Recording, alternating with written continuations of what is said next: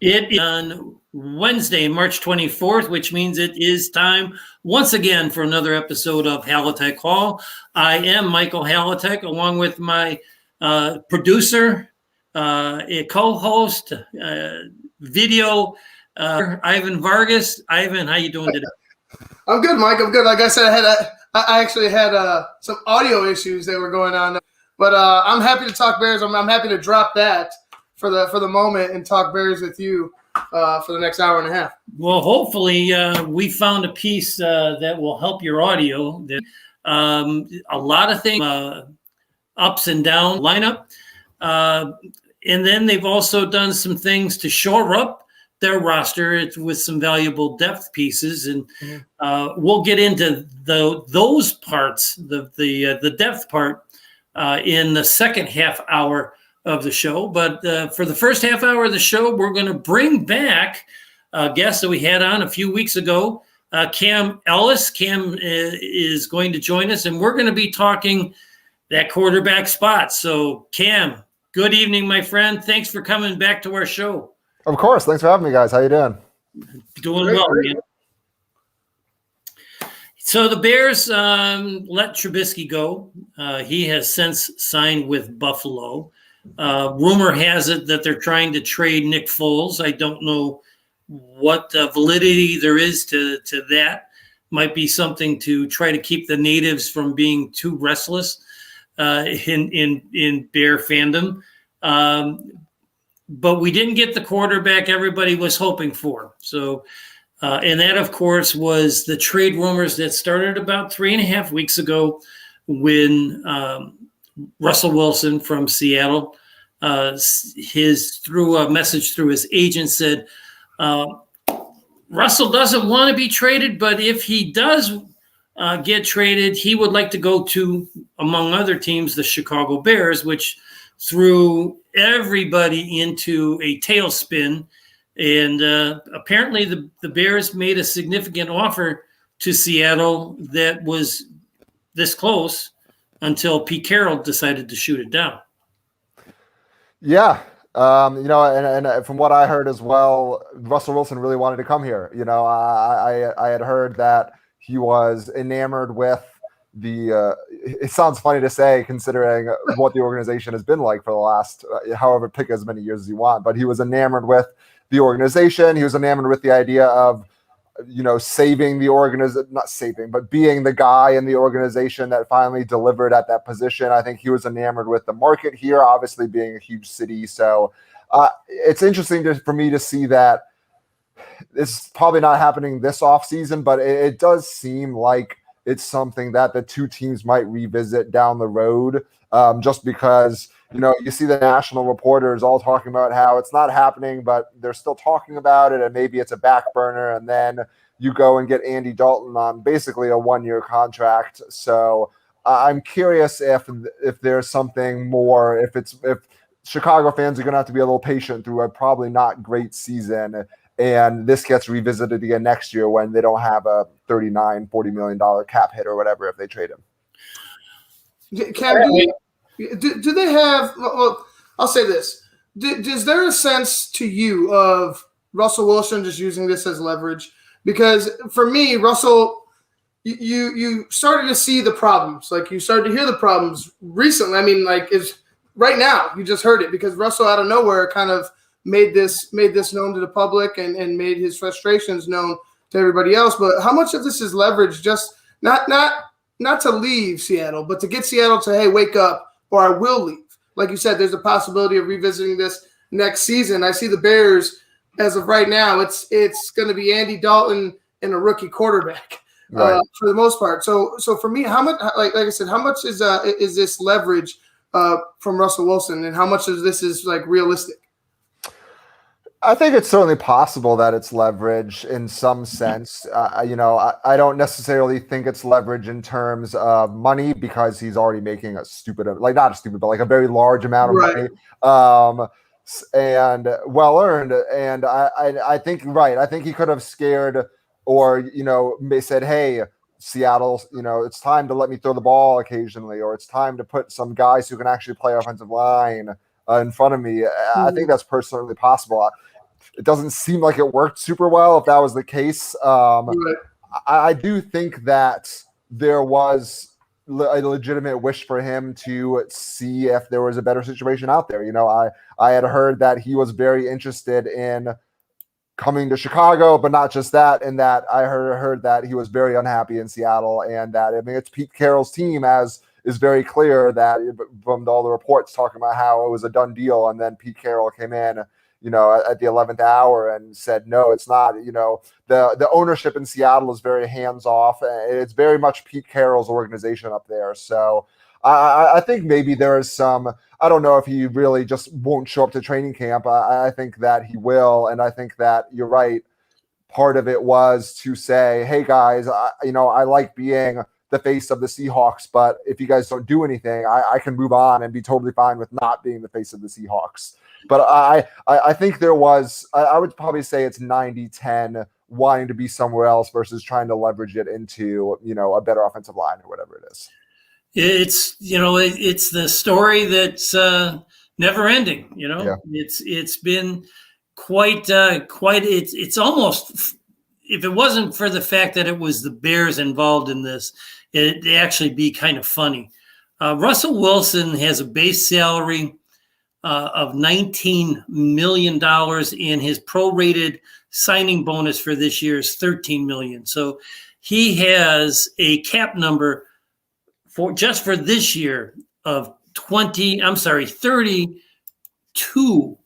million, which Big is number. just insane. So if the Bears were to undertake something like this, there'd have to be a lot of renegotiating going on, or years tacked on to his contract, and because we can't do it.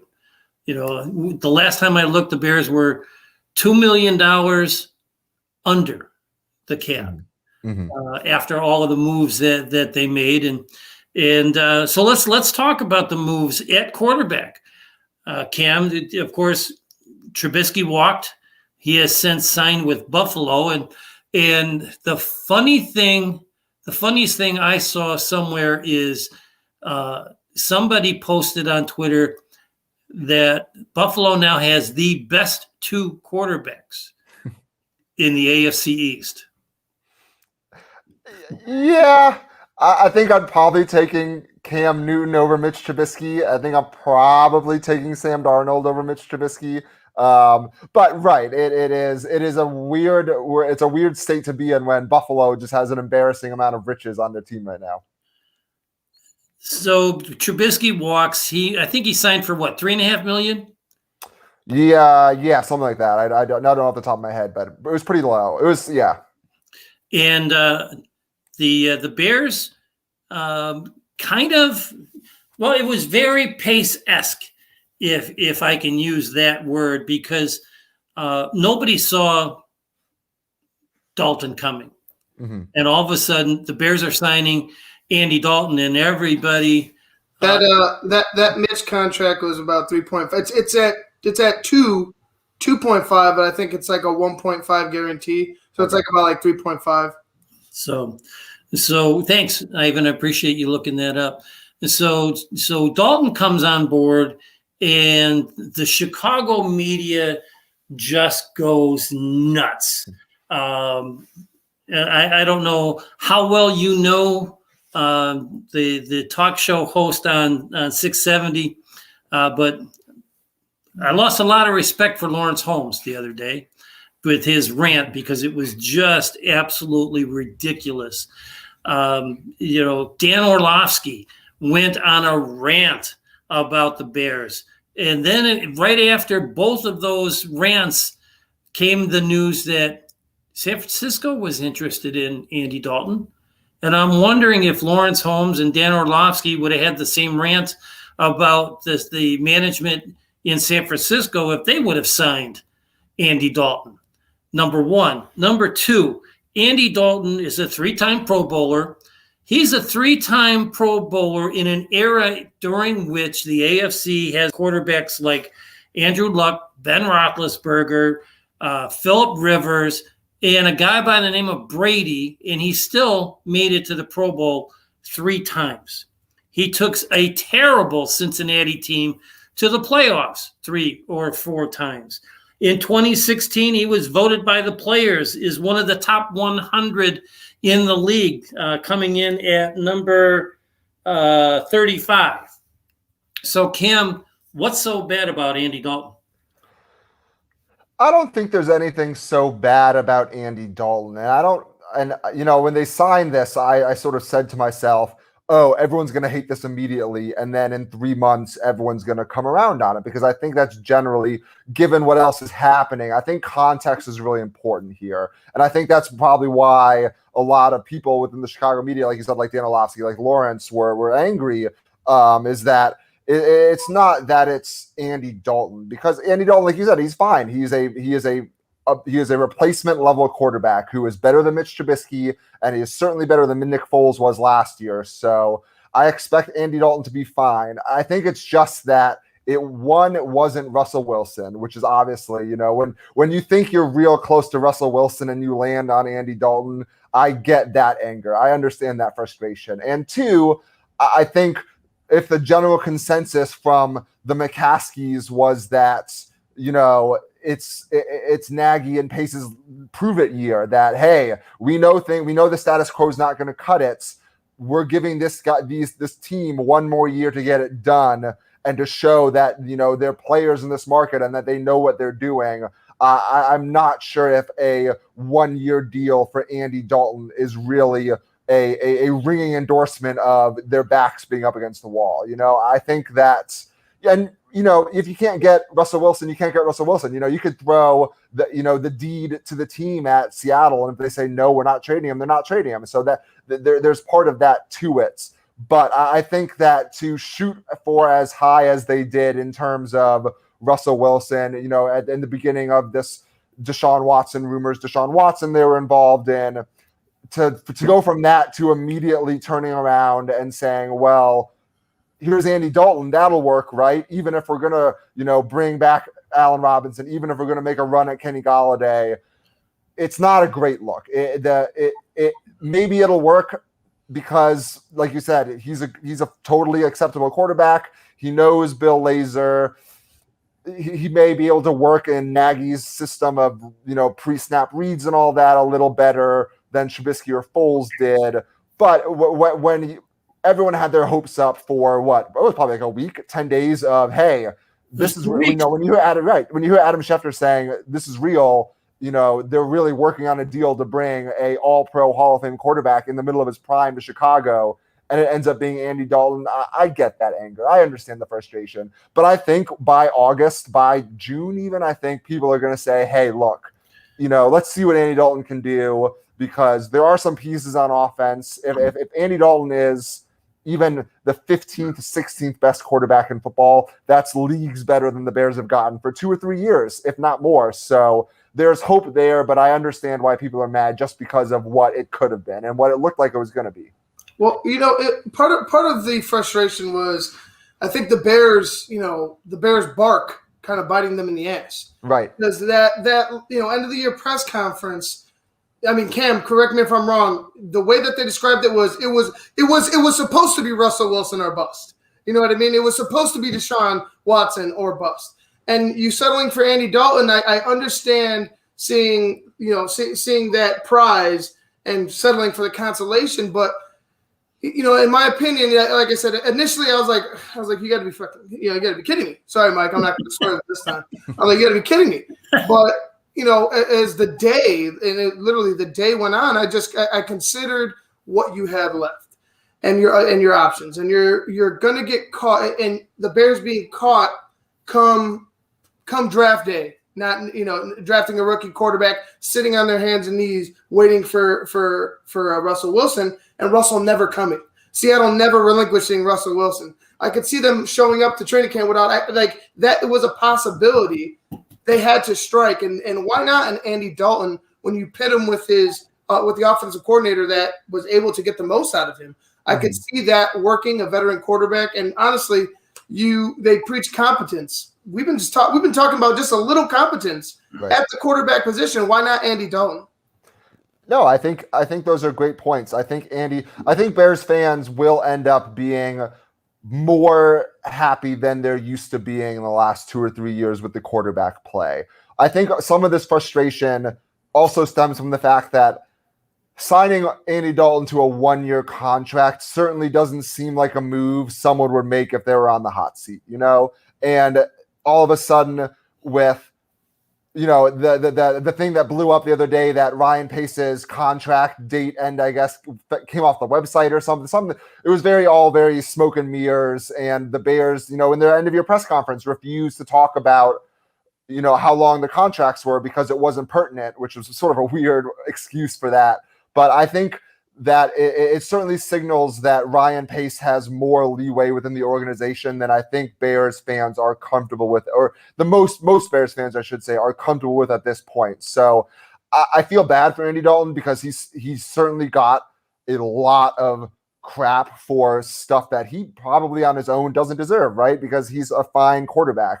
It was just the wrong place at the wrong time, and not the organization that as a mid-tier quarterback you want to fall into when they've been told that they're finally getting saved. So I think it was just a timing thing more than it was necessarily a personnel issue.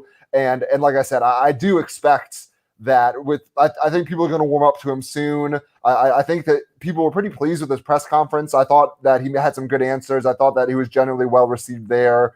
So I expect Chicago to warm up to him eventually, and I think by camp they'll be interested to see what he can do because he is a pro quarterback, and he is more of a pro quarterback than Trubisky probably ever will be, and he certainly has been better than Nick Foles has been since Nick Foles won the Super Bowl 3 or 4 years ago. So it was just the timing of it all. I think if this move happens a month apart, it's not as bad as how it went down this time.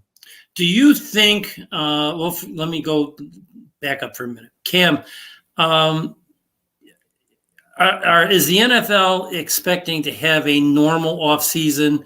So once the draft happens, which is what, 5 weeks? 5 weeks from tomorrow. Pretty close, right? Yeah. Okay, the 29th through the 1st of May. Are we going to have a rookie mini camp? Are we going to have OTAs? Are we going to have some sort of normalcy to the preseason? I think it depends on what we consider normalcy at this point. I expect there to be rookie mini camps for sure. There's really no excuse not to. The NFL's had 15 months to figure out how to put this in place. There's really no excuse for this not to be a thing. I expect OTAs. I'll be curious to see how big of a fan atmosphere there is at camp, just because the general prediction on population vaccinations are end of July, early August for a vast majority. There's a lot of not football stuff that has to happen for this to feel normal first. But in terms of just players getting in the building, yeah, there's going to be a rookie mini camp. There're going to be OTAs. I would be very shocked if there weren't, just because they figured out how to run a full season without canceling any games throughout, the teeth of a pandemic. When this quote unquote sort of waning out, I expect them to be able to get their guys into the building because, we saw how not poorly, but you saw how much it affected them last year. So I can't imagine they're going to want to put that up to chance again. Have you heard or seen anywhere about what the roster size for preseason is going to be? So let me reference that. Prior to the COVID year, the roster was going into camp. You could have 90 players on that, and you don't have to worry about the cap because the cap is only relegated to the top 52 salaries on your roster. And it was 90 right up until training camp was supposed to start.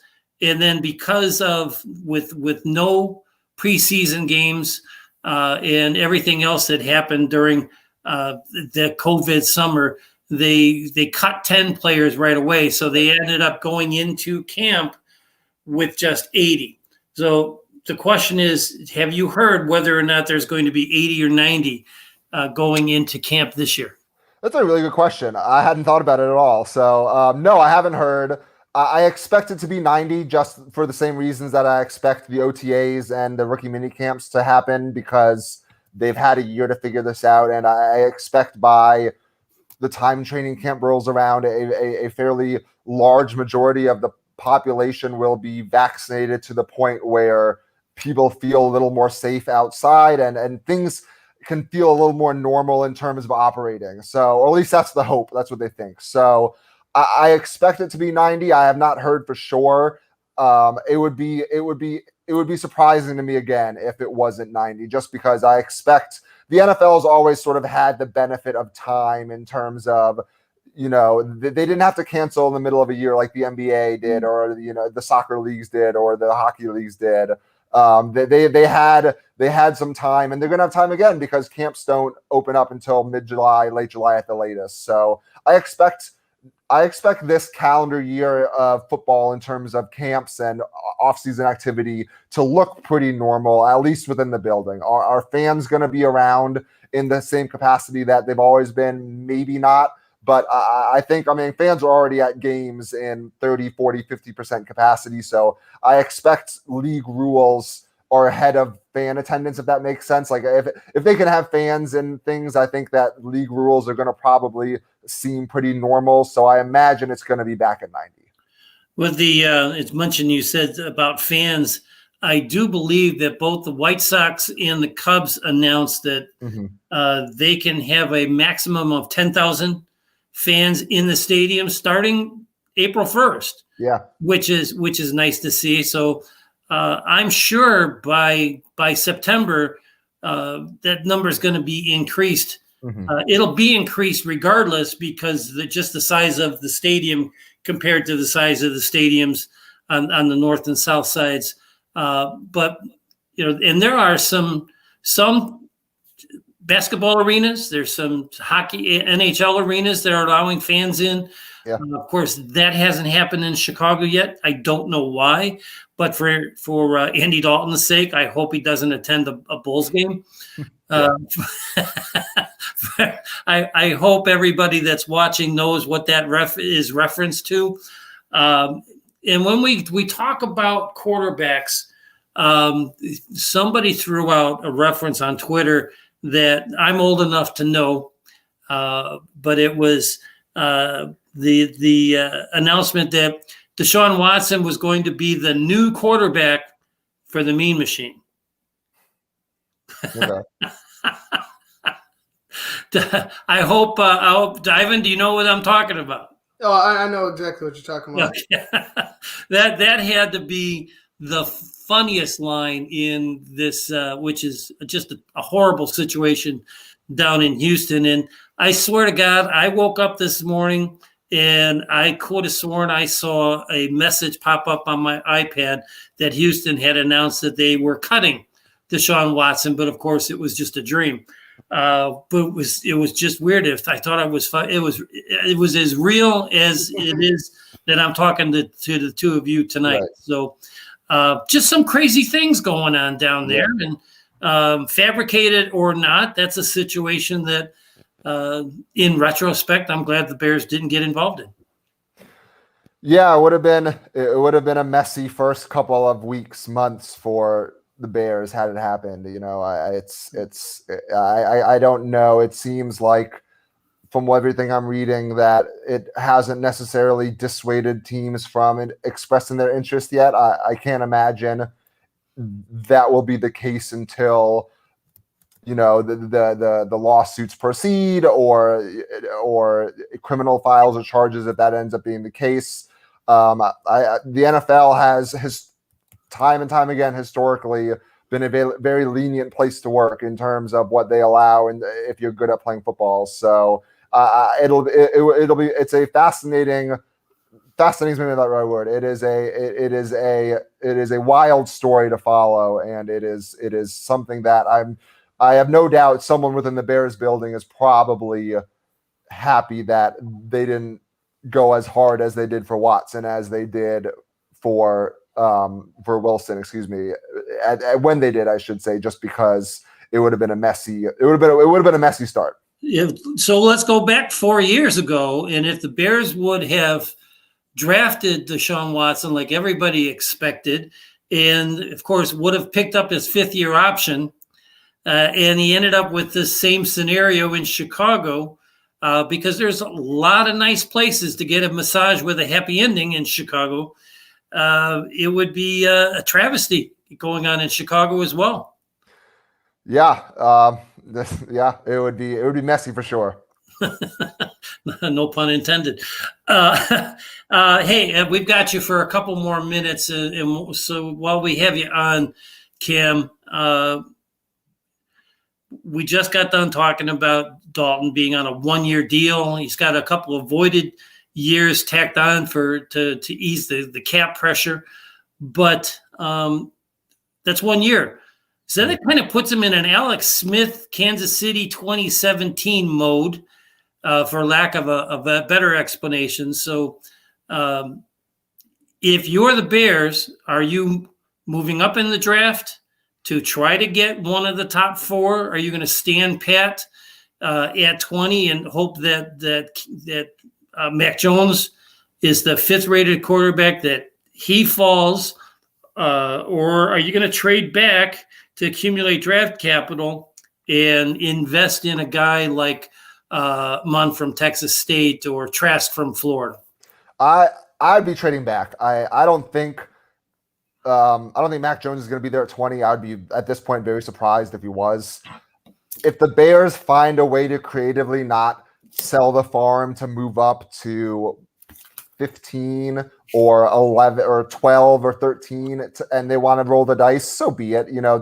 That is what it is. But 20 is such a tough spot. I'm not even super sold on Mac Jones as a quarterback. I'm not sure that is, you want to really roll your dice on trading up for him. I think if he falls to you, great, scoop him up. That's great. Good fortune in the first round with the quarterback. Finally, it happened. Good for you. But I think there are going to be 4 quarterbacks off the board in the first 4 picks, and then they're going to have to wait for 16 teams to pick before and hope one of them doesn't get Mac Jones. It doesn't feel very realistic. So I think you trade back.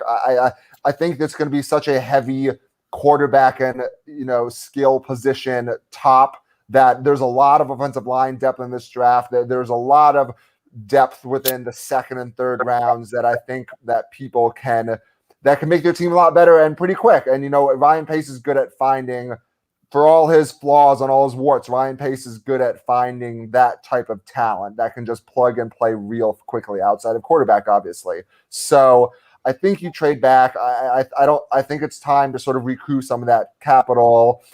And then, you go get Kellen Mond or Sam Ehlinger or the quarterback out of Stanford that they sent DiFilippo to go scout the other day. Was it Hill? Was that Hill? I think his last name. Yeah, so I forgot what his name is, but go take a quarterback on the 3rd day or whatever it is, and let Andy Dalton play a year and try again if you're going to be there. If you're going to be up at 15 or 10 or 11 next year, maybe you try again. But I don't think this is the draft that you want to.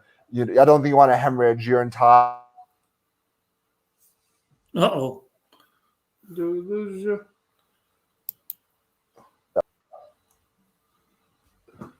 We got you back, Cam? Yep. Okay, awesome.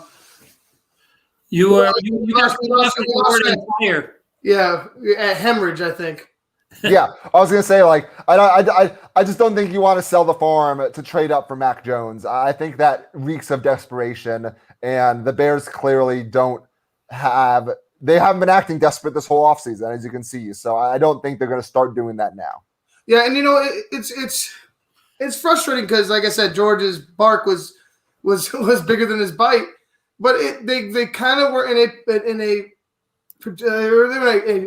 tough predicament because it's like I said, you don't want to sit on your hands and knees and you don't want to end up without a guy.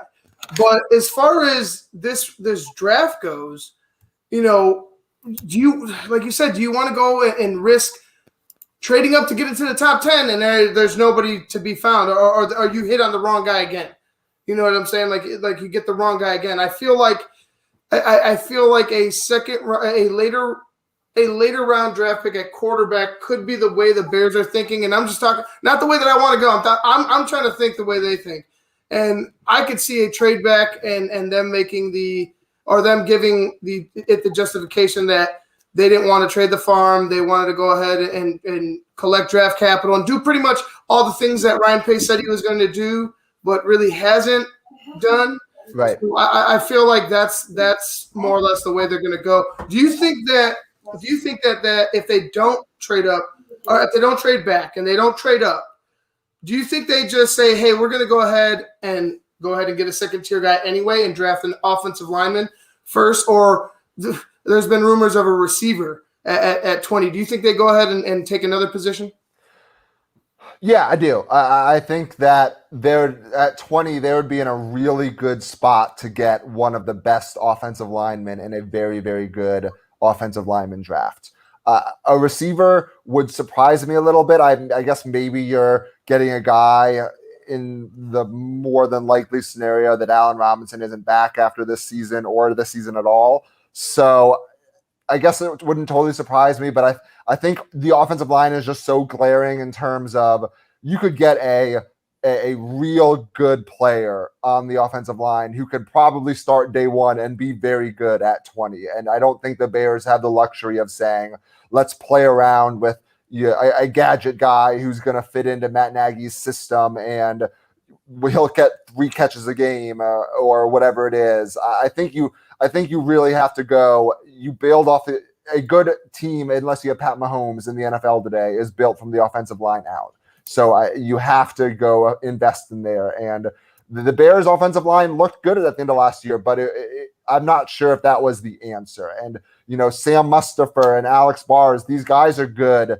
to have on the team, but I think you want to shoot a little higher than that in terms of guys who have higher ceilings. And then as they showed, they could fall back on those guys if their pick doesn't work out and be a very serviceable offensive line. But I do think you have to go get, tackle 2 or guard 1 or whoever it is. I think you really need to prioritize that instead of trying to shoot for the moon on trading up for a quarterback or going to get a safety or a wide receiver.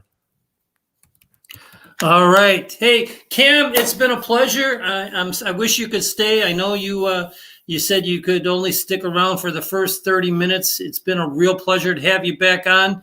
Let's do it again real soon. Absolutely, guys. Thanks for having me. It's always a good time. All right, my friend. Take it easy. That is Cam Ellis. Cam, where can we find you? Oh, Cam's gone. He's already gone. All right. Hey, let's take a break to hear from our sponsor, TickSplits. And then in the second half hour, a gentleman who should be coming on any second, if he's not back there already, will be joining us.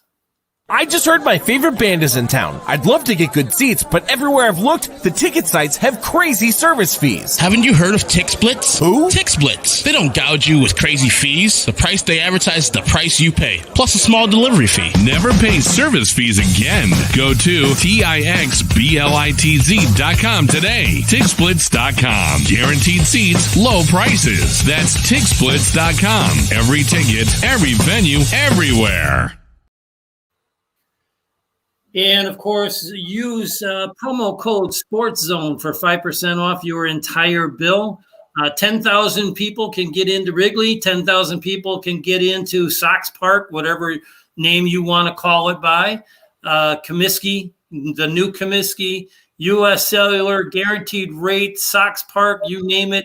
10,000 people can get in. So tickets are available at TickSplits.com, where not only do you never pay a service fee, but you also get 5% off by using SportsZone as your promo code. Want to thank Cam Ellis for joining us this evening.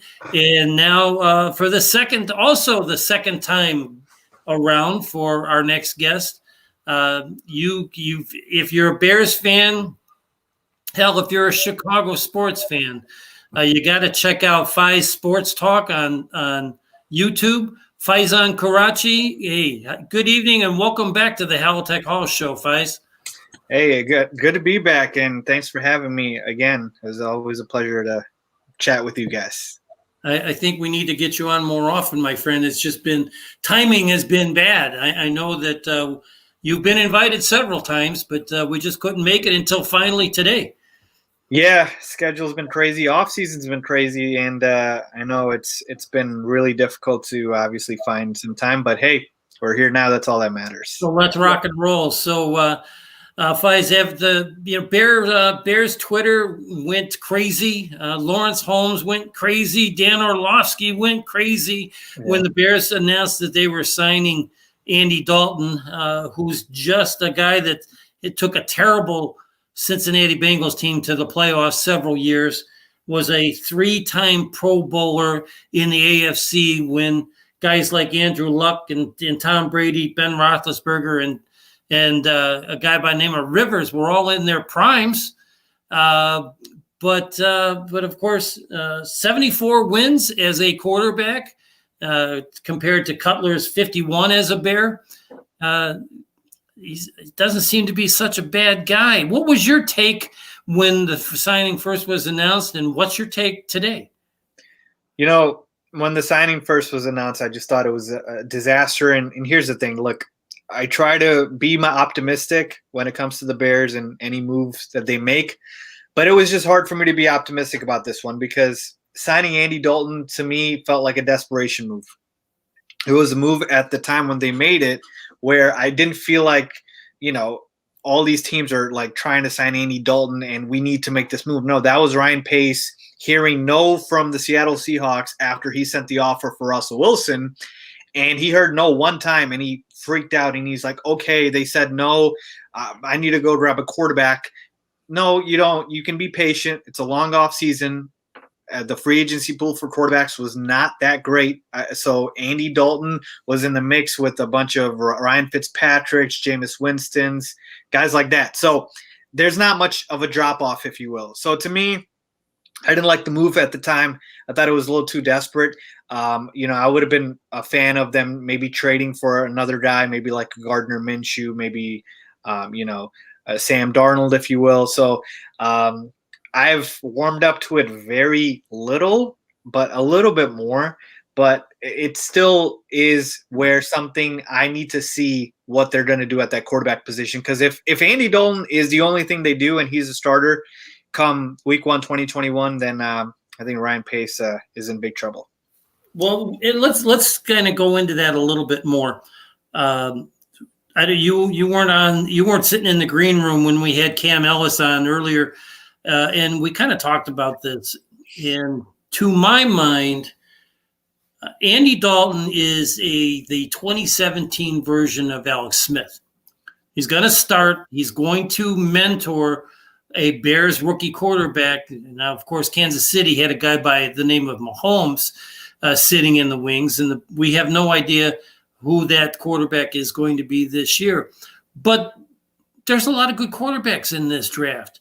You got the top 4, which are all going to go within the first 8, if not the first 4 picks in the draft. And then you've got a little bit further down, you've got Mac Jones, and then you got guys like Mond and Trask, that are from Florida. And any of those 7 guys, and there's probably even a couple of more out there, are going to be starters in the NFL at one time or another.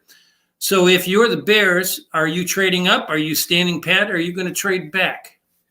Are you asking me what I would do, or are you asking me what I think Ryan Pace will do? Because those are two different things. I'm asking you, what do you think? What would you do if you had a hat that said GM on it? Yeah. Had a Five Sports Talk hat. I got to get one of those hats. Yeah. I'll trade you a Five Sports hat for a Tick Splits cap.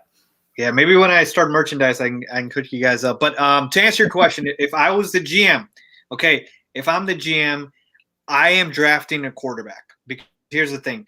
The quarterback is the most important position in sports. We know that. And the only way to get an elite quarterback is you draft one or you trade for one. Clearly, trading for one isn't working out right now because those teams don't want to give those guys up, and predictably so. I'm not blaming them at all.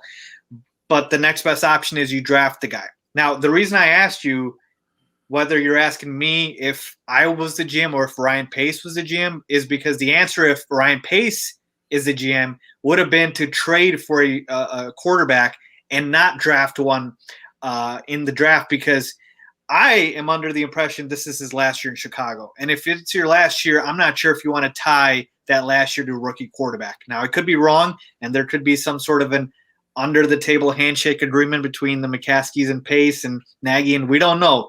But that's why I thought Ryan Pace, he's not going to tie himself to a rookie quarterback the last season that he's here. He's going to go out for a veteran. Well, doesn't look like that might be the case. I'm now leaning towards the Bears probably drafting a quarterback. But yeah, roundabout way to answer your question, I would draft a quarterback. You know, I agree with you, and it's weird because I want them to draft a quarterback, but I want them to also trade up and draft a quarterback and hold true to their big bark, you know, and go ahead and get the main guy, get the guy, not Andy Dalton. I just feel like Andy Dalton was the bad choice aesthetically. Right then and there, after you're hearing constantly Russell Wilson, Deshaun Watson, somebody else. And I agree with that. Like, I also agree with Gardner Minshew. But the thing is that, like, I feel like the Bears are painting themselves into this corner.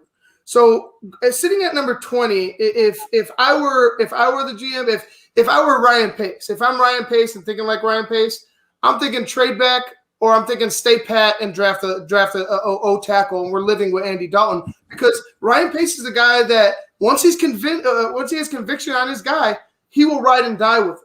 You know what I'm saying? So I feel more or less like Andy Dalton later on throughout the year is going to maybe kind of, you know, grow on Bears fans. He's not the guy, but do you feel like Andy Dalton, you know, with all that being said, do you feel like Andy Dalton's going to do a decent job this year? I mean, you have a team with that, for lack of better words, struggled, you know, to say the least, struggled. Do you think that he's going to have any type of success?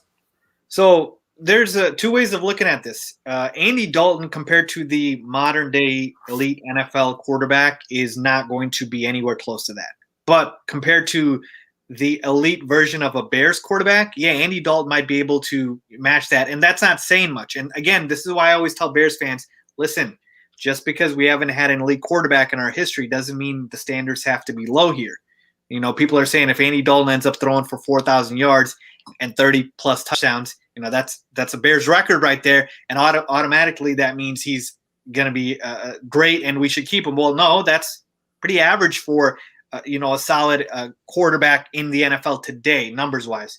So as far as how I think he does with the Bears, look, if Ryan Pace really surrounds Andy Dalton with a bunch of talent and the defense doesn't drop off, I think they could be decent. They could be solid. But here's the thing. Last year with the Cowboys, Andy Dalton had a loaded offense, and he still couldn't win the division.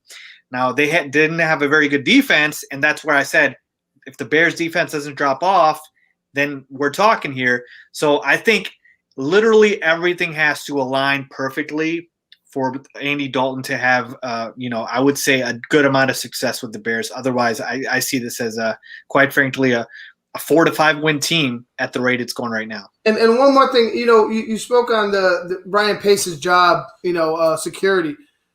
Man, right at the moment, it doesn't look like he's a man that's worried. You know, Nope. a man that's too worried. I think the bar, and correct me if I'm wrong, both of you, Mike, and Faiza, correct me if I think the bar is 9-7 in a playoff bid. Like if you could get 9-7 and get into and sneak into the playoffs, I think you get your jobs back. And that's how they've been playing it this entire time. And it's hard for me to say, you know, that mediocrity is the bar, but I think that's the bar. If they could find a way with this team to get to 9-7 and sneak into the playoffs, I think they get their jobs again. Yeah, no, I can't disagree with you, Ivan, on that one. Because you know what? I'll blame myself a little bit here, because if the Bears lose a couple of games last season and don't make the playoffs, maybe Pace and Nagy aren't here. So, and I'm the guy who says, you know, I don't want to actively tank here. That's why I said maybe I shouldn't have rooted for that. But if they don't make the playoffs, I don't see how you bring them back. So I agree with you. I think, yeah, if they make the playoffs and, you know, 9-7, whatever the record it takes, yeah, I think that might be enough. Yeah, we're going to have to add one to that. I think the league is going to go to 17 games. They will be making that official about this time next week. Yep. I believe they go to vote on it on Tuesday to add that 17th game and cut the preseason by one game. And then probably a couple years later, don't be surprised if we end up with 2 preseason games and 18 regular season games. Believe you me, I won't. I think that's going to happen. Another thing that adds to the Bears' benefit, just as it did last year, is there are going to be 7 teams in the playoffs again in each conference. So only the top seed gets a bye. And I would ultimately hope that they do away with that and end up with 8 teams in the playoffs. It just makes sense with this astronomical new deal that they just signed with all of the TV networks and Disney and everything else. So, we could probably talk about this for the next 15 minutes, but we've got a lot to get to, and we've only got 14 more minutes of your time, Fies. So the Bears have quietly gone about doing what I would call a decent job filling some holes in their roster, adding some depth. So let's go over that. Sure. First, obviously, they took care of some of their own. They re-signed Allen Robinson. He did sign his franchise tender as soon as he saw how weak the market was for wide receivers this year. Alex Barr is back. Deion Bush is back. Mario Edwards, J.P. Holtz, Jermaine Ifedi, Rahin Nall, everybody laughed at. The special teams trifecta of O'Donnell, Santos, and Scales, James Waters, and Josh Woods have all been retained by the Bears after their contracts expired. Then they started filling in some holes. Of course, we've already talked about Andy Dalton.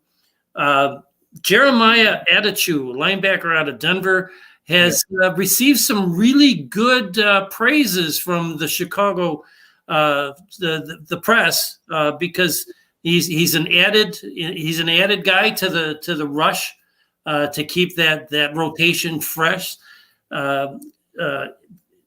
They signed Blackson, defensive lineman out of Arizona, who has gotten some mixed reviews. One guy they brought back after his first 4 years in Chicago, he left and went to Detroit, where he actually started several times for the Detroit Lions. So Christian Jones brings some much needed depth to the inside linebacker position. Desmond Trufant is probably immediately going to step in and take the place of Fuller. So you're trading 2 or 3 Pro Bowls for one. He's a couple of years older, but if the Bears have a decent rush out of their front 7, he doesn't have to be Fuller out on the corner. Just my opinion. Elijah Wilkinson, offensive lineman out of Denver, and then just today they announced a guy by that. If his name would have been Mahomes, he would have won the MVP. Should have been named the MVP of the Super Bowl from 2019. Damian Williams, who all he did was score 2 touchdowns and have over 130 some odd yards from the line of scrimmage. He opted out in 20 because of COVID concerns, because a family member is or was battling cancer. So more power to him for doing the right thing there. But there's some excitement in Chicago about this signing. Yeah, I like the Damian Williams signing a lot, actually. I made a video about it today. You said it perfectly. I don't know if you watched my video, I said the exact same thing. If his name was Patrick Mahomes, he would have won the MVP of the Super Bowl 2 years ago. He was that good and that dominant, and I think he scored the game-winning touchdown as well. So Damian Williams is a guy who addresses a need we've had since before last year, right? We needed a backup to David Montgomery. Tariq Cohen is not going to be the guy taking 20 carries, and please, I don't want to see Cordell Patterson in the backfield anymore. So I like C-Pat. Whether or not we bring him back, we'll see. But we needed depth behind Montgomery, because you just think about if Monty goes down, oh my goodness, like the backfield would really be shaky at that point. So what Damian Williams does is gives you depth. He can catch the ball out of the backfield as well, so there's a versatility. And he's got familiarity with Nagy back to their KC days. So this was one of those signings where I loved it. I thought it was great. He also used to return kicks, which I just heard this evening right before we went live. So I'm thinking, okay, so this guy, not only does he provide a better depth at running back than Cordero Patterson did, but he also can take over the kickoff return duties. Yeah, no, absolutely. That's the versatility right there. So this was a fantastic signing. But let me just add one thing here with Ryan Pace. Like, Ryan Pace does this where he's reactive and he's not proactive. And again, not an awful thing, but we've had this issue since last year. This should have been solved last year. So literally it takes, Ryan Pace figuring out, oh, we have this problem. Let's finally address it. I saw it on Twitter. Somebody said it's like a game of whack-a-mole. Something pops up and then he finally addresses it, and then it'll be something else. As a general manager, sometimes you got to be more proactive than reactive. I have been calling for them to get a running back since before last season. It's funny because I feel like Artavis Pierce is I feel like he'll end up being a solid piece. As long as he stays with the Bears. But I like the idea of using Tariq as an ace up your sleeve. Out of nowhere, third down. Oh, Tariq split out wide, and you still have David Montgomery, or you have Williams in the backfield to worry about. So now it makes Tariq Cohen, it frees him up a bit, so he could be that wild card weapon piece that I think Matt Nagy wants to use him as. And like you said, it's been Captain Hindsight with Ryan Pace. Like, he continues to just do the things after the fact. You know what I'm saying? It's really after the fact with him. I hope it works out. I really like the signing. Like you, I just hope that Matt Nagy can, like you said, be a little more proactive. Ryan Pace, excuse me. Right. And I'll just add one quick thing to that. Tariq Cohen coming back, I don't think Bears fans understand. He's huge to this offense. He adds that explosive element that lacked last year. The thing with Monty is he'll churn out those 5-6 yards, and he'll get you those the hard way. Tariq can take the top off a defense. He'll break, tackles, and he'll just, beat you with the speed. And I think you'll see how impactful Tariq Cohen can be to the offense. So I'm excited to see Tariq come back. It's going to be interesting. Now, the one thing we haven't talked about is wide receiver.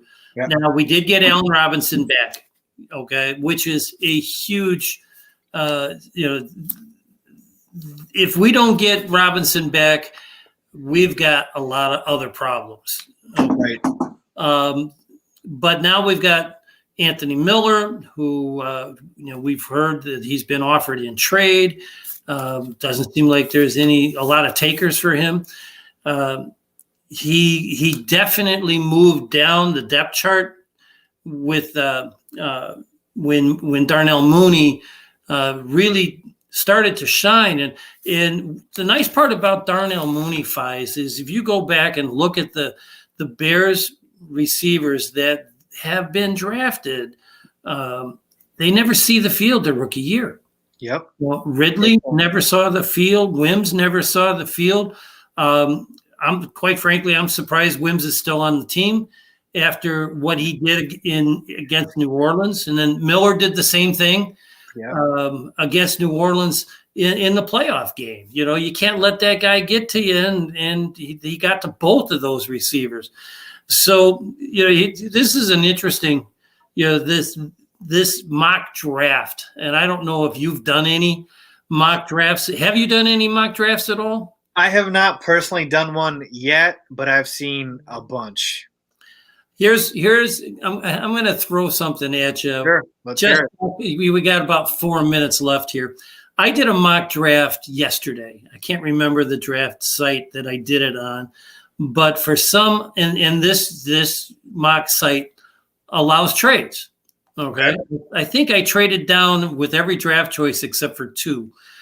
I stayed at 20. I tried to trade up, and my draft got rejected by a couple of different teams. But I ended up staying at 20, and none other than Jalen Waddle fell to me at 20. I had no choice but to take him. Okay. Okay, one of the best receivers in the entire draft. I ended up, instead of having 7 draft choices or 8, I think the Bears are slated for this year, because they have 6 of their own and 2 free agents or 2 compensatory. I ended up with 14 draft picks by trading down and trading down and trading down. My second pick came at 62, where I got the North Dakota State offensive tackle Dylan Redunz. I got the cornerback to replace Fuller with DJ Daniel at 106, and I got quarterback Kellen Mond at 114. And then I got another offensive tackle at 121 and Adrian Ely. Khalil Herbert, a running back at 130. Of course, I did that draft yesterday, not knowing that they were going to fill their need at running back with the kid from Kansas City. So overall, I ended up with 14 picks and a hell of a draft, and I ran it by. I won't name his name because he's on a different website than yours, so I don't throw competing names out there for you. But No worries. he said, you know what? Aside from maybe taking Mond and Ely a little bit too soon, you got a hell of a draft there. So I was pretty happy with that mock draft.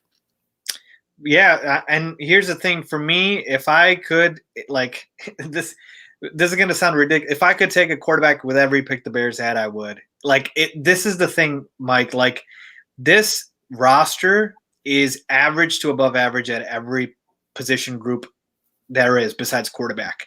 This is why we keep saying, you bring Russell Wilson here, we're a Super Bowl contender. We bring Deshaun Watson here, we're a Super Bowl contender. So, you know, as much as we want to talk about receiver, tight end, you know, O-line, the quarterback is the most important thing. So to me, again, I'm very curious to see what Ryan Pace does, but I kind of would be shocked at this point if one of his picks is not quarterback. I totally agree. It has. I think the first guy should be the quarterback. Yeah. But let's talk about who we're talking about. You know, sure. What I mean? And Ryan Pace and the Bears. You know, trading down like Mike did is not out of the realm of possibility. And I feel like the more the draft moves on, the more you see the balls, start to fall. I think that's when the desperation, like we saw with Andy Dalton, starts to sink in. We saw him be desperate so many times. Mitch Trubisky, Andy Dalton. There's so many times where Ryan Pace gets in these desperation modes, and he commits to the wrong guy. You know what I mean? Or he commits to the wrong deal. I don't know how much we could trust it. You know what I mean? I don't know how much we could trust him making the right decision in the first round, or trusting that they'll stay in the first round and try to trade up. I feel like excuses are on the horizon. So before I answer that, let me ask you, Mike and Ivan, what are your guys' prediction? Do you think Pace stays at 20 or trades down or trades up? I'm more in the dynamic of him staying at 20 and or trading down. Like I'm in that area. Like I don't trust that they believe in what's in what's happening this offseason. I don't trust it. Okay. What do you think, Mike? It's a tough one. It's so tough because I'm gonna be Fies on this one. Okay.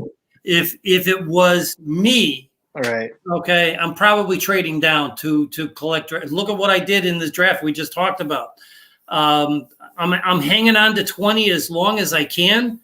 I don't think that they have, and especially after Mac Jones's pro day. Yeah. He turned a lot of heads. Yep. Even Greg Gabriel came on on Twitter and said Mac Jones isn't going to get past 15. Yep. Earlier, a couple of weeks ago when I was fiddling around with mock drafts, Mac Jones was available at 53. Midway through the second round, he was still available. Yeah. So it's crazy. I'm at 20. Okay. If what I think Pace is going to do, he's got to hold on to 20 and let the draft come to him. Yeah, exactly. If he was smart, he has never in the history of his tenure as Bears GM traded down in the first round. Never. Yeah. He's traded up several times. Yep.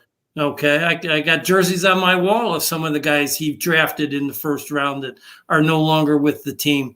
But he's got to let the draft come to him. He can't force it. And if he gets the right draft capital in return for 20, he should jump on it. I agree. So I'll just finish my thought by saying I completely agree with Mike and Ivan, you as well. Ryan Pace needs to let the draft come to him. All right. I actually just made a video about this the other day, so I have this with me. So I'll just show it to you guys.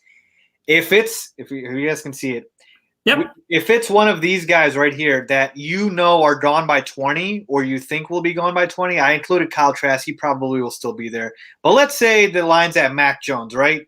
Trevor Lawrence, Zach Wilson, Justin Fields, Trey Lance, and Mac Jones. They're all gone by 20. Trade down. That's letting the draft come to you, right? Stay there if you believe in one of those guys, and by the time 20 comes around and Mac Jones is there, take him. I think Ryan Pace trading up would probably be the worst thing. Because I was just saying because I don't know how you can trust him to evaluate a quarterback after he's shown you he repeatedly can't. Yeah, and I was just gonna I wanted to add to your point of letting the draft come to you. The desperation, Fies, like that desperation scares me, man. And I feel like he's going to get to a point in the draft where he's here, like where he has Andy Dalton in the back of his mind, like, man, we got Andy Dalton. They're gonna go ahead and jump me if I don't draft a quarterback, or if I don't make a move to show that our bark is the same as our bite. And like, let's be real, this is their jobs, and I almost feel as if they're going to treat it as such. And for me, I kind of want them to trade up. I don't want them to, like, you need a guy, and if Mac Jones is that guy, okay, let's do it this way, because you're already kind of screwed. If you don't have to give up a whole hell of a lot, or if Mac Jones falls to you, perfect. But I just feel like the desperation is going to cause him to make that jump. The one last thing I'll say, guys, the other reason not to trade up, keep this in mind. You need to keep your assets in case Seattle ends up calling again. You need to keep those assets in case, we know Deshaun Watson, his situation's kind of getting out of hand here. But in case that happens, you don't want to be in a position where you don't have those assets. So, Ryan Pace, if you're watching this, don't trade up. You better watch. It's the best damn Bears podcast going in Bears Twitter. So, Fies, it's always a pleasure to finally get you back on again. And truth be known, yes, I did steal that line from your show.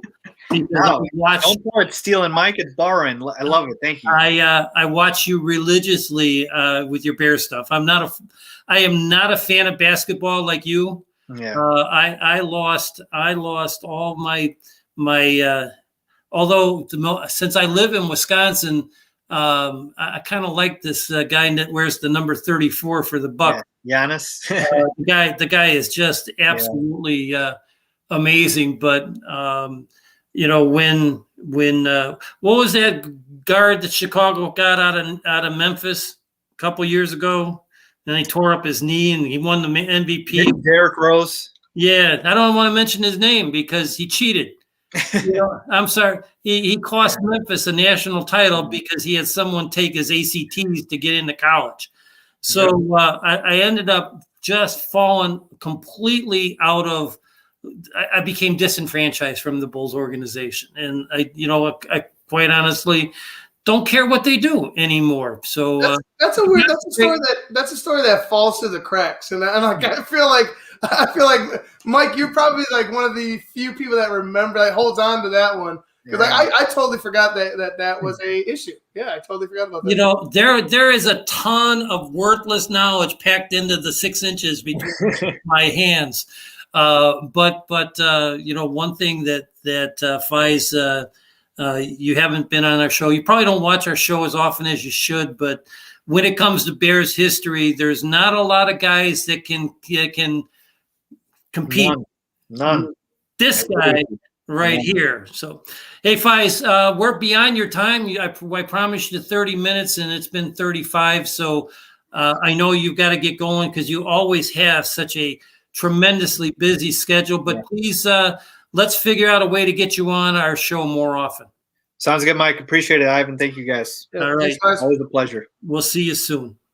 All right. Faizan Karachi, catch him at Faiz Sports Talk on YouTube. You can find him on Twitter as well. And the guy is, for when it comes to all around sports, not just football, there's quite frankly nobody better on YouTube than Faiz Sports Talk. So we really appreciated having him on the show. I see Millie finally made it. So hello, Millie. Great to see you up. Ivan, did you get any clips of Dalton's highlights prepared?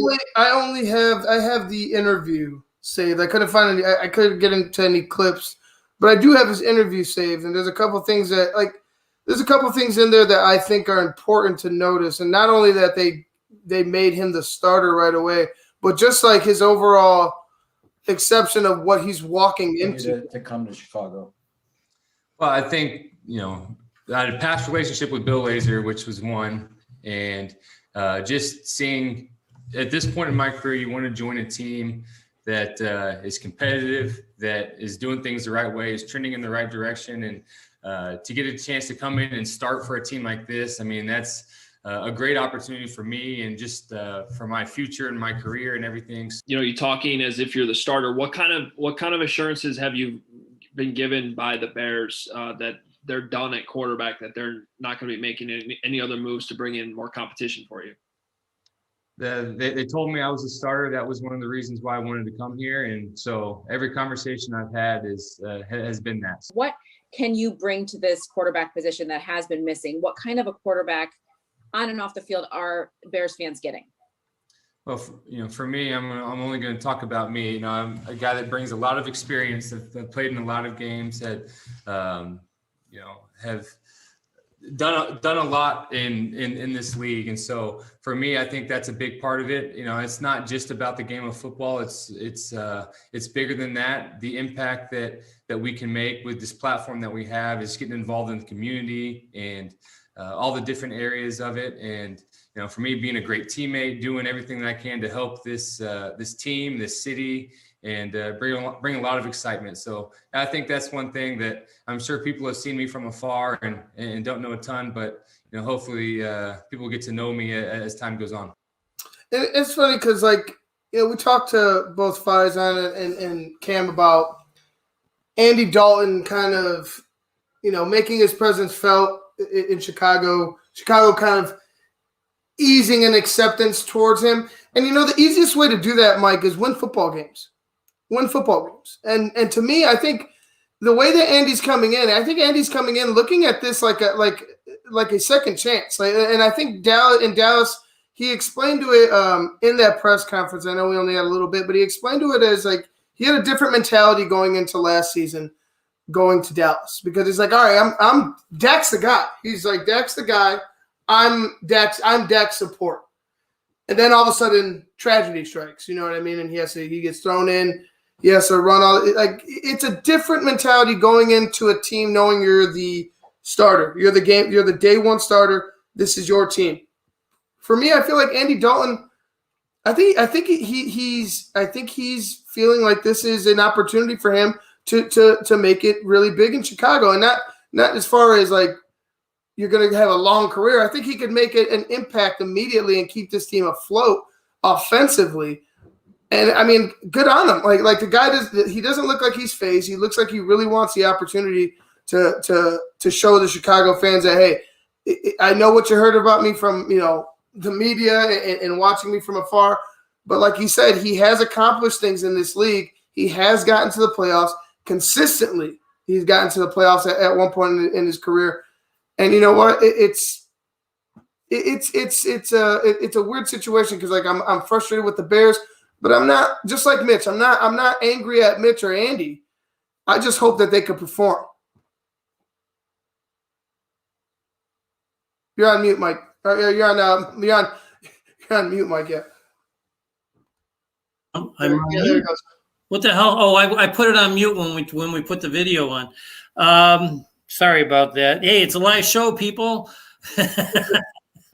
Yeah, Andy Dalton, kind of ran into a hornet's nest. Okay, unexpectedly, Dak, gets a serious injury and he's out for the year. They throw Dalton in, and then he ends up with COVID. So now he's out again, and he finally comes back in. And a lot of people, are blasting him, but they beat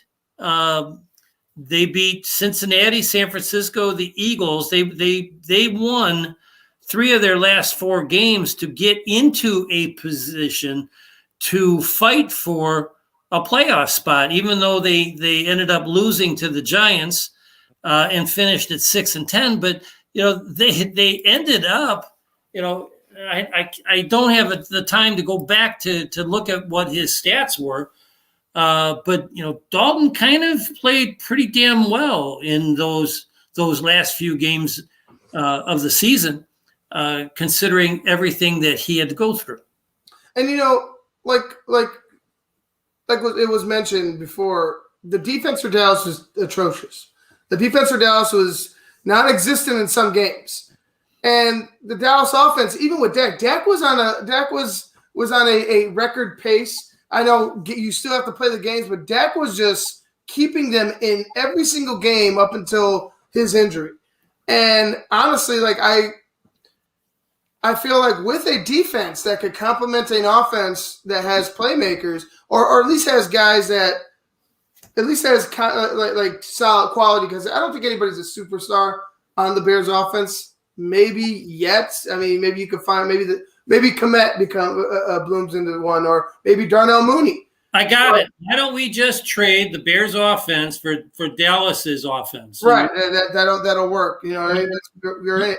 You got a high-flying offense with a complementary defense that's going to give them great field position. The Bears would end up being 15-2. If we could, Mike, I'm with it. But with the route that I think they're going to take, and that's staying pat and then draft accordingly after that, letting the draft come to you, like we just talked about with Faison. I could see them trying to build something around Andy Dalton, trying to build their team for the future,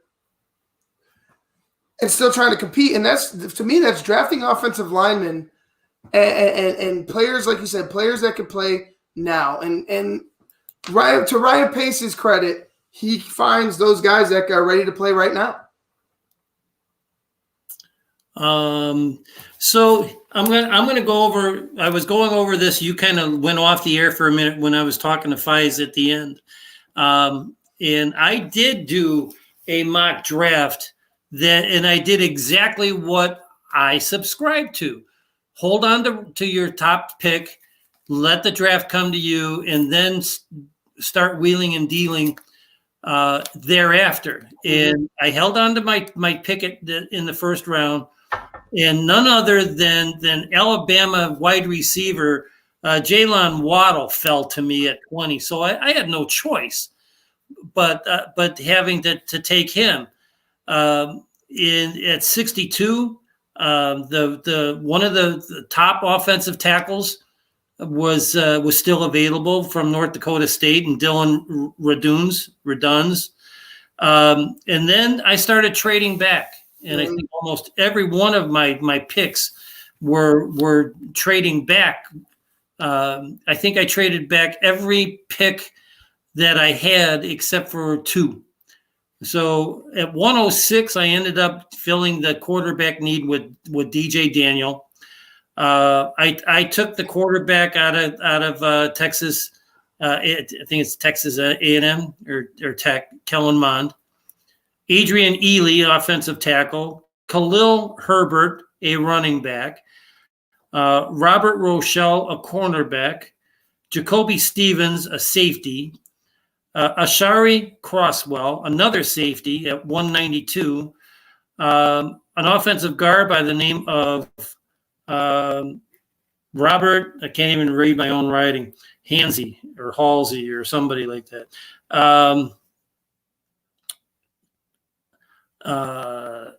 Elrose Jackson, offensive tackle, another tackle. And then a linebacker, Errol Thompson. Jamar Johnson, another safety. So obviously I'm filling for not only the defensive backfield, but special teams by this point in the draft. And then at 246 was my last choice, and I took an edge rusher by the name of Jonathan Cooper. Here's what I wasn't going to mention his name while Faizan was on the show, but our draft guru from Windy City Gridiron, Jacob Infante, I asked him to review my draft, and he said he loved my late round picks of Rochelle Herbert and Jamar Johnson. He thought maybe Waddle and Reduns was an insanely good haul at the top of the draft, and a solid draft. His only concern was maybe Ely and Mond. Maybe I took them a little bit too high. My answer to him was I didn't want to let Mond go, and since I got the haul that I got in the first part of the draft, I decided that I would stretch a little bit to take him and Ely, where I did at 114 and 121. So, hey, Bears, you want to put me in your war room? I'm available. Just give me a call. Yeah, and it's for me. I'm good with where you draft Kellen Mond. Like if you can live with getting a Kellen Mond after you take a receiver in either order, and I'd actually be good with 2 offensive linemen, to be honest with you. But if you go ahead and take a playmaking receiver and an offensive tackle, I'm okay with that. But I think you're absolutely in the right to go after Kellen Mond immediately after that, because to me, he's the second. He's not the second. He's that top tier. He's in the top tier of the second tier. So I think he's the guy at the top of that second tier, and I don't think you at this point.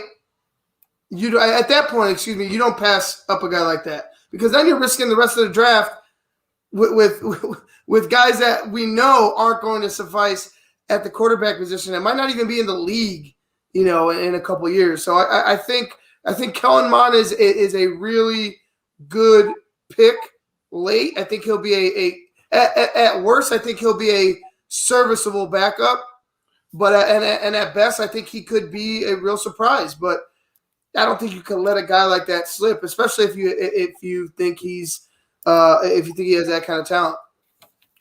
The other quarterback that interests me is the kid out of Florida. Kyle Trask. Mond only threw for just under 2,300 yards last year, and I don't know what their record was, and I don't know how many games they missed on account of COVID. But his stat line is relatively weak. He only threw 297 balls, but he completed 63%. He only had 2,300 yards with 19 touchdowns and 3 interceptions. But when you look at Kyle Trask, and you have to understand, folks, what I'm talking about here, because you got to look at the competition he's playing. Okay, 69% completion, 4,300 yards, 43 touchdowns versus only 8 interceptions. Okay, that's an insane stat line for the teams that he's playing. LSU, Alabama, Tennessee, Kentucky. It's crazy the competition that he's playing against to put up those kind of numbers. So I won't be surprised if he's sitting there in the 3rd or 4th round. He's 6'5", he's 240 pounds. he's got a. I heard him talk the other day, and he's just got this air of confidence about him that I really hadn't considered before yesterday. I feel like there's going to be a guy. Excuse me. I feel like there's going to be a guy later on in the draft that's going to surprise, and I think Kelman's a guy, Mike. And to be honest with you, I wouldn't be shocked if there was one or two. I wouldn't be shocked if it was Kelman and somebody else that from where they were positioned were overlooked. You know what I'm saying? Completely. And I'm afraid that one of the top five, one or two of the top five could be complete busts or could be, drafted, way too high. To me, the Bears have to, if the Bears don't go quarterback, if a quarterback does not fall to them at 20, then you're going to have to just let it come to you and draft the best player available, like you committed to in your initial press conference when you got the job, Ryan Pace. I feel like you got a quarterback that you've went after. You still have an opportunity to go after a Russell Wilson, like Faizan was saying. So you still have that draft capital. I think staying pat and living and dying with Andy Dalton out there on the field is the way to go this year, Mike. I think that's what the Bears are thinking as well. Is you live and die with Andy Dalton and you figure it out next season, or you say you're living with Andy Dalton right now, draft accordingly, and then still go after a Russell Wilson.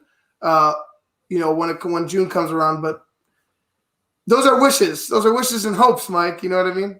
Yeah, you're exactly right. And what's the old saying? If you had wish here in one hand and you had crap in the other hand, which one do you have more of? Yeah, and that's kind of where the Bears are right now when it comes to quarterback. And I'm not saying that Dalton is crap because he's not. He is a good quarterback. Is he elite? Absolutely not. Hell, Mike, they were talking the combination of him and AJ Green. Cincinnati was seriously thinking that they had a guy at the quarterback position with Andy Dalton. Like that's what irks me about people hating. I personally, he's not the quarterback that I want. That's why I kind of frown upon him being here. But he's a quarterback that fits this system, and he's a quarterback that you kind of alluded to that you need. He's the exact model of get it done. You know what I'm saying? Do the job. Know what you're doing. Like Andy Dalton is efficient. He's not a 30 for 30 guy like Jameis. He's not the world beater. He's not a world beater, but he's not a terrible quarterback. He's more than serviceable. And if people were upset with like not going after Fitzpatrick or that, like I don't know how you could feel upset about Andy Dalton being here in the locker room already. I think Andy at the best will be a good teammate and citizen while he's here. And even better, Andy could lead us to a playoff spot. Trying to put Russell Wilson's saga to the side for a minute, and Eric Lambert, he comes on our show a lot, and I try to listen or watch every article that comes down the pike. But right before our show went on, he had an article about Russell Wilson again, and the Russell Wilson trade talk is basically tabled, but not dead. And that's the worst case scenario for Bears fans, because they're gonna rest their hats on Russell Wilson until that deal is completely dead. Now, some people claim to say that one of the reasons Seattle turned the trade down was they're not getting a quarterback back in the deal, since Seattle does not have a first-round draft choice in 2020, so they can't combine the Bears at 20 and their own draft choice to move up. But apparently the offer was Fuller, Hicks, 3 first-round draft choices in 21, 22, and 23, and a third-round draft choice. And you can't tell me that those 4 draft choices could not be packaged to move into the top 5 to get one of those quarterbacks that we've been talking about for seems like a month now already. With the guy from Clemson and the guy from BYU and North Dakota State and all these guys. Okay, it just gets to the point where it's either get out of the bathroom. I'm trying to clean up that line as best I can. But you got to get off the pot on this deal because it's just not happening.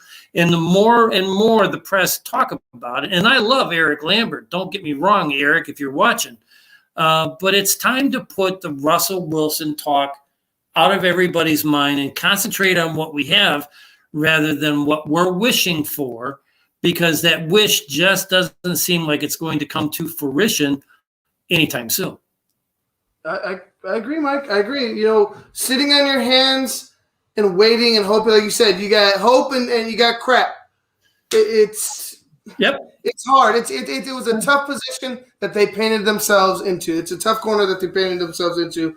And I feel like Andy Dalton, although it was desperate, although aesthetically it looks bad, I think Andy Dalton might be a guy to save your ass. Just like Mitch did those last 6 games, I think Andy Dalton might be a guy that just is perfect enough to save your ass and keep you going as the Bears head coach and GM moving forward. So we don't know what Bears fans' reactions would be if the Bears would have named Andy Dalton their quarterback without all of the circumstances surrounding Russell Wilson. Okay, you know what I mean by that? The Bears did the right thing. Russell Wilson's agent threw out the Bears as a name, and the Bears are like, "Oh, really? Well, should we talk?" And they did. They threw the kitchen sink at the Seattle Seahawks, and they said, "Sorry, man, that sink just isn't the right fit for us. We want to keep what we've got because they've got a Hall of Fame quarterback." You're absolutely right. He's a little upset right now, but that kind of stuff happens. Look at Aaron Rodgers. Aaron Rodgers is a perfect example. He wasn't happy. He didn't like the new coach, Matt LaFleur, when he came in, and all he did was have the best season of his career last year. And now, all of a sudden, the stories are out that he wants to be paid like an MVP and get more than $40 million a year, like Dak got, and that's throwing another monkey in the wrench up in Green Bay, and which is good because as many monkey wrenches you want to throw into that machine, go ahead, blow it all up. Like those, like if you hold out, Aaron, hold out on the path. I don't care what you do whatever you got to do to break up, pretty much. It's just crazy stuff, man. I'm telling you. Hey, next week on our show, we've got our longtime guest. He's been on our show more often than anybody. So we're looking forward to having Lester back on the show with us next week. Hopefully there'll be a lot more crazy stuff to talk about on Halatek Hall next Wednesday, but we're running up against it right now because I know you've got another show you've got to get done. So with that, I want to thank our guest Faizan Qurashi, Cam Ellis, our sponsor Tick Splits, and we wouldn't be here if it wasn't for Ivan turning those dials back in Chicago. So Ivan, thank you very much, and we'll.